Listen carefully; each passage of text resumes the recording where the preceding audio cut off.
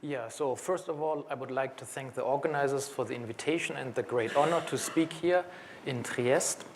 This talk will tie in a little bit to the previous talks. We're talking about strain, how to apply strain in an experimental way. And two examples I will talk about are strontium ruthenate and iron selenide.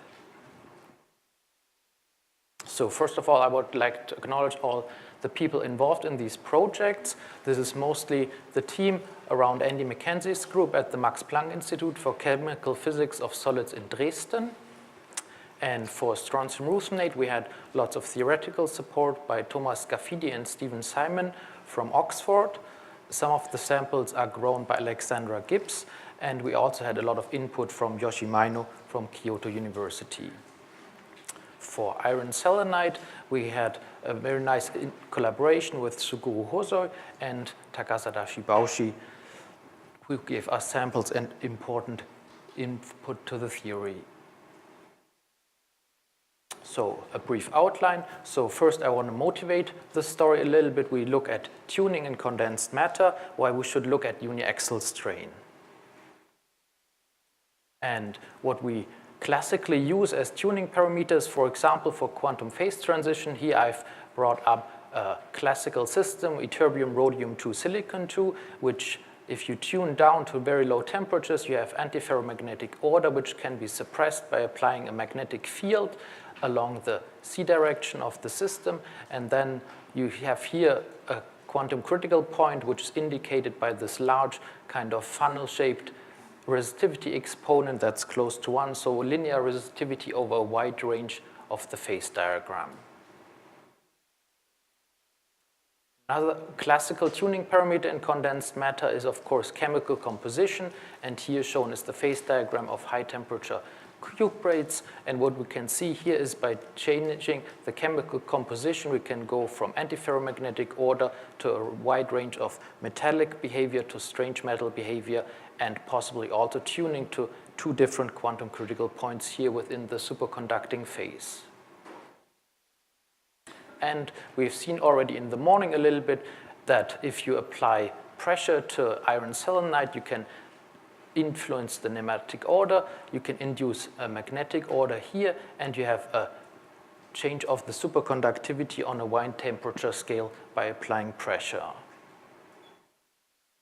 And now looking a little bit what happens with uniaxial pressure or strain. Here is a tight binding calculation of strontium ruthenate 214. And what we see here is that basically a lot of materials, if we look at here, that is the Fermi surface in the AB plane, if we apply hydrostatic pressure, we'll see a very small change. And if we apply a comparable uniaxial pressure, we can often see dramatic changes to the Fermi surface. And shown here below are band structure calculations, where we see that for a strain of 0.75%, we can drive this system already to a Lifshitz transition, and this is not achievable with hydrostatic pressure under normal experimental conditions. Furthermore, if we compare the experimental accessible strain, this corresponds to a Zeeman energy of more than 100 Tesla, and it's a very clean tuning parameter. We can apply it in situ down to 100 millikelvin, also in high fields, and it's also a continuous parameter. Now coming to a little bit the experimental setup, how can you actually apply strain to single crystals? The standard way is basically you take a sample and you would clamp it between two anvils. Then that allows you at least to apply pressure, but if you want to actually strain it, it would be better if you can go in both directions. And what we tried in our first iteration is attach the sample to a piezoelectric actuator, which allows you to apply tension and compression to the sample. And then if you take into account the system, when you cool it down, you have a relatively large differential thermal contraction between the sample and the surrounding instrument. Then you can take 3 piezoelectric actuators, and then you compensate this differential thermal expansion. Now going a little bit further, we also want to restrict any movement in the other directions to have really uniaxial pressure. So we integrated some linear flexures here, and have the sample glued to this movable anvil in the center of the device. Now, to create more symmetric conditions to the sample, we basically add small clamps on top. And then this is shown here, basically a sketch of how the actual sample is mounted. So we have a long straight bar. We use here, for example, electrical contacts to measure the resistivity. The sample is attached with a small amount of epoxy to the sample plates. And more details of this setup are in this reference. Now a little bit, what can we actually achieve with our devices? So if we then apply a voltage to the inner stack, that is shown here, the stack expands, we can reach compression. If we have a voltage to the outer stacks, we basically pull this back and achieve tension to the sample. And here is one of our devices. The body is shown here is made out of titanium. In this setup, we can reach strains up to approximately 1% in a temperature range between 300 and 100 millikelvin, and the samples are millimeter-sized single crystals. And currently what we can measure is, for example, AC susceptibility in a very crude way by attaching just a susceptometer coil on top of the sample. We can also measure resistivity, AC-specific heat, and are trying now to integrate scanning Hall probe measurements into this setup. Now coming a little bit to the first example of strontium-ruthenate, where we're trying to probe the superconductivity with uniaxial strain. So a brief introduction to strontium-ruthenate. Here on the left-hand side is shown the tetragonal crystal structure, which is analogous to the high-temperature superconductors. The electronic structure in this material is nearly two-dimensional, and several of the 4D ruthenium orbitals contribute to the Fermi surfaces. The material is at low temperatures a very nice Fermi liquid behavior, which is shown here in the T-squared resistivity. The anisotropy is quite high, so if we compare the resistivity along the C-axis to the AB plane, we get a ratio of about 1400. Now, shown here on the left-hand side are the three Fermi surfaces in the AB plane. And experimentally, these have been very well characterized using various quantum oscillation methods. It's relatively clear and uncontroversial that it's an unconventional superconductor. This is shown here, for example, in measurements of TC versus an amount of disorder for different samples. And so basically, as soon as you reach a disorder level that's above 1 microohm centimeter, the sample is not superconducting anymore. And that limits a little bit the research in this material because, for example, for thin films, you cannot reach currently samples with residual resistances less than 10 microohm centimeters. And early on, from thermodynamic measurements, but most importantly from the NMR night shift, it was kind of clear that it's a special type of superconductor. Here is shown the night shift as we go through the superconducting transition compared to the normal prediction of a spin singlet superconductor. And essentially, you see a constant night shift in the AB plane when cooling the sample down. So this was indication that it's not a spin singlet superconductor. And further experiments that kind of show that the potential order parameter is of odd parity is shown here. These are muon spin resonance experiments for both in the AB plane and along the C-axis. And we see for both directions kind of exactly as we enter the superconducting state an internal field that the muons feel, and this field has a range of approximately 0.5 Gauss. So this shows really the time reversal symmetry in this material is broken in the superconducting state. And further evidence for this time reversal symmetry breaking comes here from polar Kerr rotation measurements, where it's shown here is basically the electrical resistivity, which drops here at TC, and at exactly the same time, we see an increase in the Kerr rotation. This is on a very small scale, but the magnitude of the effect is comparable to other spin triplet superconductors like uranium-platinum-3.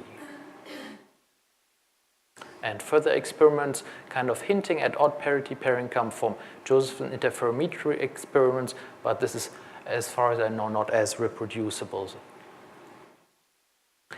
On the other hand, there's also some evidence that the system is not a simple odd parity superconductor. Shown here is the phase diagram where if we apply a field along the AB plane, the transition becomes first order, and that is, of course, a hint for Pauli limiting, which is incompatible with the proposed spin triplet superconductivity.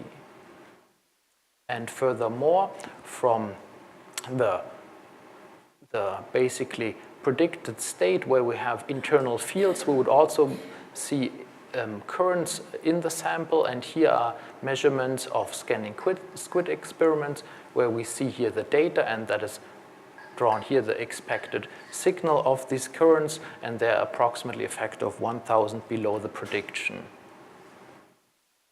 So at this point, it's kind of clear from the experimental side, we have more or less some evidence for, some evidence against it, and we're trying now to explore this a little bit with uniaxial strain. And our hypothesis is basically for px plus IPY wave function. If we look at the low strain region, what should happen is that we break the tetragonal symmetry of the system, and then if we apply anisotropic strain, we should see a small cusp in Tc over strain. And renormalized band structure calculations show that the cusp at zero strain should have a magnitude of approximately 300 millikelvin per % of strain. And furthermore, from the band structure calculations, we hope to reach at higher strain the Van Hoff singularity, which is indicated here by a large increase of the density of states. And furthermore, if we look a little bit at the orbital limits, in the simplest case here, if we consider the upper critical field, this is proportional to 1 over the coherence length. And this is in principle kind of an average of the gap times the density of states squared. And if we hold all other things equal in the system, we kind of expect that the upper critical field scales as Tc squared. And now considering that here I've shown 2 Brillouin zones, if we have odd parity pairing, that requires that the gap exactly when these 2 points touch is 0. And so here exactly the Fermi velocity is small. So from the symmetry argument, we would expect that Hc2 actually decreases. And these are weak coupling renormalization group calculations which kind of support this very basic symmetry argument. Shown here is basically what happens to the ratio of Hc2 over Tc squared for applied strain for a p-wave scenario where the ratio actually goes down, where here we have a very strong increase for a dx squared minus y squared order parameter. And basically trying to reach high compressions in strontium ruthenate has already been done in chemical ways, and here is shown ARPAS results of chemical substituted strontium ruthenate. And from these, we know that the Van Hoff singularity is approximately 14 millielectron below the Fermi level.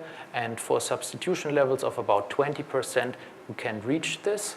And similarly, here with biaxially strained thin films, you can reach the Van Hoff singularity by basically applying strontium ruthenate compared on other substrate materials.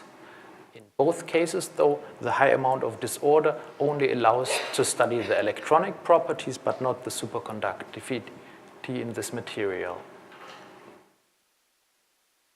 And similarly, it has early on been shown that you can increase Tc, for example, by including small amounts of ruthenium or by applying uniaxial pressure between anvils, which is shown here for different kind of uniaxial pressures. We see an increase in Tc, but of course the onset is very broad, so you can't really distinguish different types of superconductivity from this measurement. So coming to our results now of the AC susceptibility, we have the sample here now under compression, and we're measuring the AC susceptibility by putting a coil on top. This is the unstrained sample where we see a very nice sharp transition around 1.5 Kelvin. And by increasing the compression now, we see that the transition moves up, gets a little bit broader, which is due to strain inhomogeneity along the axis of our sample. And then going further, we can increase this. And at approximately 0.6%, we see now a change in the behavior. We see now this very sharp onset here. And by going even further, we see that the onset doesn't move, but we see a decrease at lower temperatures again. So if we put all that together into a phase diagram, we see here for different samples that we can more than double the critical temperature of this material. If we look closer around zero strain, we see a more or less broad quadratic behavior. And at high strain, we see basically for all samples kind of a finite range where we really say we have reached the maximum TC in this material. And for higher compression, going beyond, we see the steep decrease of TC. And so comparing that to kind of the same range, the predicted range, we think we really have reached now basically the Van Hoff singularity at this compression. And very recent results of the same setup have integrated a scanning squid setup. And what is shown here is basically, this is the setup also using the same strain system and putting a small scanning squid center into the center. And here is shown a map, a local map of TC of the material in the unstrained state. And we see on a scale of 50 microns, we have a lot of inhomogeneities and ruthenium inclusions. But still, looking at different spots here, we can try to resolve the TC versus strain dependence for the different points, and then comparing that to kind of the predicted cusp magnitude, we can try adding kind of a linear term and fitting that to the data of all the different observed points. Here we see clearly that the prediction really does not match the kind of combined data. So if there is a cusp in this material, then it's an order of magnitude lower than the prediction. And we also looked now at critical fields. This is now shown here for the system right at the Van Hoff singularity with a TC of 3.4 Kelvin. What we see is that we increased the critical field along the AB plane by a factor of approximately 20. And if we compare that basically with previous data, we see here that we have an enhancement of HC2 over TC square of about 3.6. So this clearly shows it's more compatible with a spin singlet scenario if we have the material under strong uniaxial strain.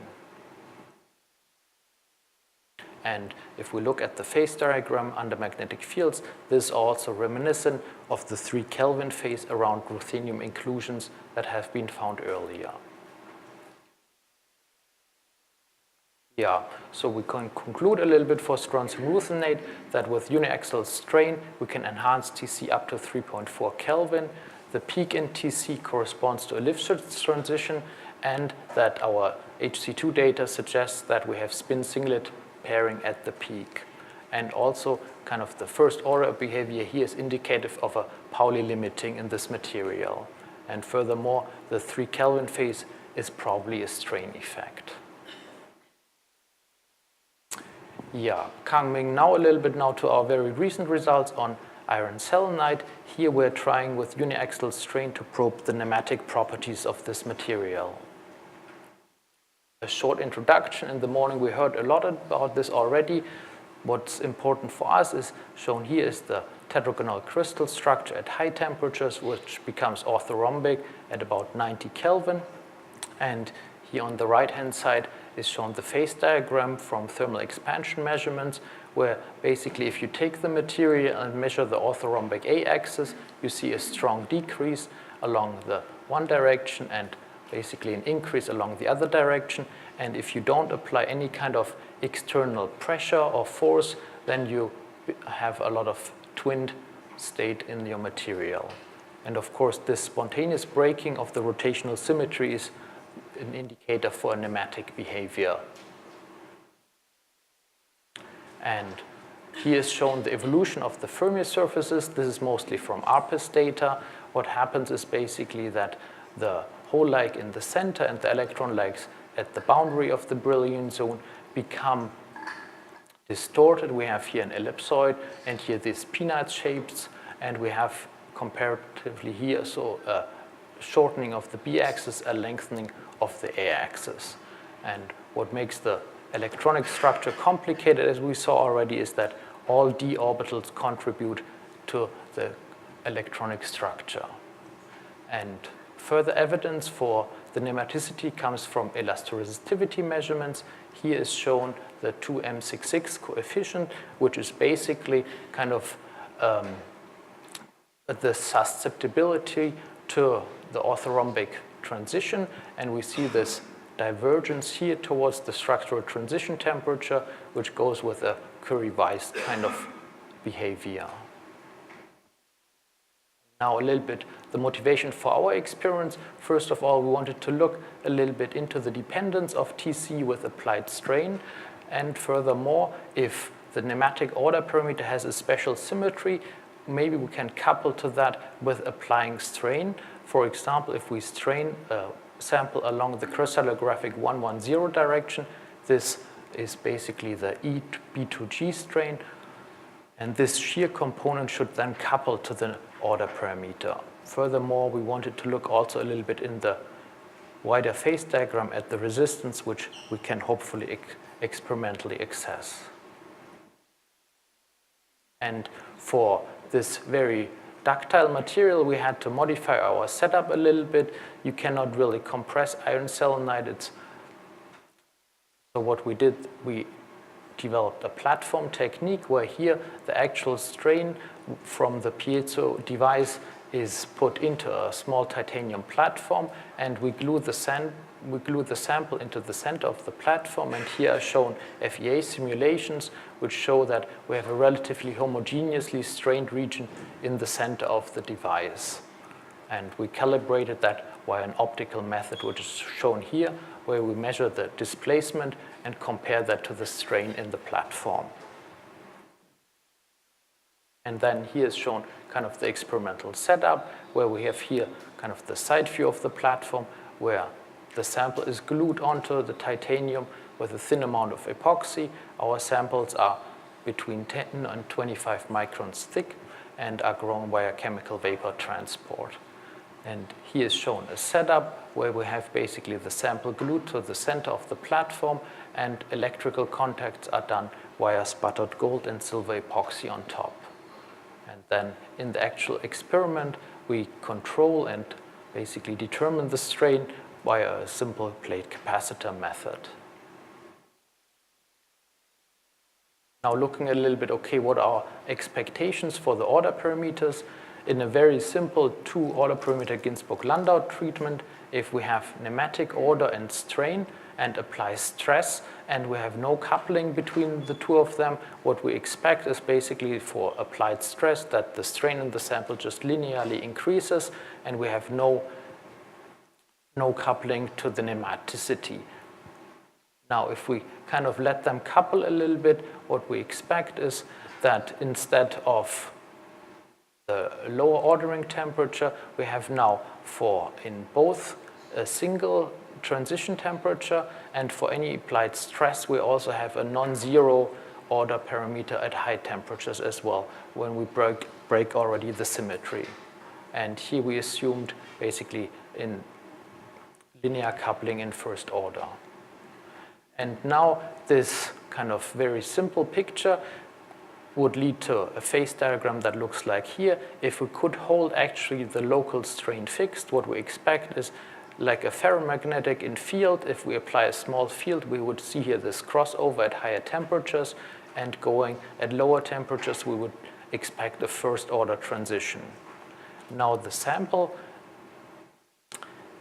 can build twin boundaries and domains, and so what we can in our experiment only do is we can hold the average strain constant by gluing it to the platform. And so what we expect is that we actually have a transition here, and by applying strain, we enter this domain phase. So here we have a first order transition on both sides on compression and tension, and we hope to kind of explore this phase diagram. Yeah, and we did this with electrical resistance measurements. First, we focus a little bit at the region near TS, and here we perform temperature sweeps, and this is kind of the raw data, and we see here this kind of kink-like feature in the resistivity, and if we apply now either tension or compression, we see that the transition gets much broader very quickly, but also in both directions moves towards lower temperatures. And to identify the transition, we looked a little bit at the first and second derivative and then applied a Gaussian fit to the derivative of the electrical resistance. And with this, we're trying to create a phase diagram, and here is shown the structural transition temperature that under strain applied along the 110 direction. This is not coupling then to the nematic order or the orthorhombicity, and here we just see a very shallow slope with a linear behavior along the whole applied strain range. And then if we apply strain along the 110 direction, that is along the orthorhombic distortion, then we see here this approximately quadratic behavior for the 3 different samples. And we also see that the width of the transition increases a little bit by applying higher strain. And we further looked into the elastoresistance by applying strain sweeps here right below the structural transition temperature. And what we can see here is basically that by going down in temperature, now we're entering the twinned region. Here we have a very nice linear behavior of the resistivity, which can be shown here in the first derivative, where we basically go from this kind of quadratic behavior above the structural transition temperature to a linear behavior within the phase. So in principle, we can access directly the resistance anisotropy, where we can either have the sample in the state where everything is along the A direction, or where we measure the resistance along the B direction of the sample. And from this, if we compare that a little bit to previous measurements of X-ray data from iron selenide, we have scaled this here and shown as a guide to the eye, and we see that is quite comparable to the data previously published. Now coming to lower temperatures, we looked at domains, and what we did here, this is within the phase going down in temperature and then sweeping the strain. And what we see here is not really a hysteretic behavior, but what we think is that we're kind of annealing out domain wall boundaries. And basically, if we go further out, we see always a decrease in temperature until we exit the phase. So it's not really that the amount of domains is the dominating scattering factor here, but the amount of domain walls. And yeah, if we go down in temperature and further out, we can also see kind of this closing of the hysteretic behavior. So here we have a fully detwinned sample. And coming now to the last measurement at low temperatures, here we look at the superconducting transition. This is here different cuts at low temperatures into the resistivity data, and we see basically here very nicely that in the twinned region we have an absolutely linear behavior of TC with applied strain along the 110 direction with a slope of approximately 1 Kelvin per %. So that measures in principle not the B2G, but basically the perpendicular, the A1G response of the superconductivity to strain. Yeah, and with this, I would like to conclude for iron selenide. With our platform technique, we can apply compressive strains up to 0.6%. Now with also ductile materials, we can probe with strain in both directions, and we see signatures of the structural transition temperature. We can map out the elastoresistance, look at domain wall contributions, and see a very large response of TC with applied strain. Yeah, and with this, I would like to summarize. We have a uniaxial strain setup, which is kind of a new tuning parameter in condensed matter. We can apply this to very hard bulk materials and reach large changes in the electronic structure, we can now also apply this to very thin and ductile materials. And in strontium-ruthenate, we can tune Tc over a wide range, and our HC2 data suggests that we have spin singlet pairing when we reach the high Tc state. And furthermore, we're now exploring also iron selenide and trying to map out the phase diagram and access basically the whole region where the sample is twinned and also go beyond the twinned region. And with this, I would like to thank you for your attention.